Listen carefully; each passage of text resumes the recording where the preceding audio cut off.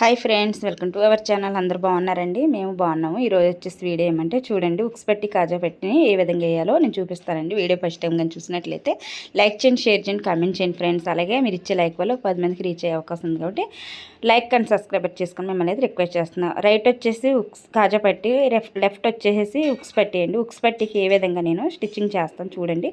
ఇలాగే అంగులు ఉన్న ఎడల్ క్లాత్ని తీసుకోండి. ఈ విధంగా ఇలాగ ఒక హాఫ్ ఇంచ్ అనేది పైకి మడత పెట్టేసి ఒక హాఫ్ ఇంచు మార్జిన్ తోటి ఒక స్టిచ్చింగ్ అనేది వేసుకొచ్చండి ఫ్రెండ్స్. మీకు వీడియో నచ్చిద్దని అనుకుంటున్నాను. కొత్తగా బిగినర్స్లో ఉన్న వాళ్ళకైతే బాగా అర్థమవుద్దండి. ఉక్స్ పట్టి కాజా పట్టి ఏ విధంగా వేయాలో తెలియని వాళ్ళకి చాలా బాగా అర్థమవుద్దండి.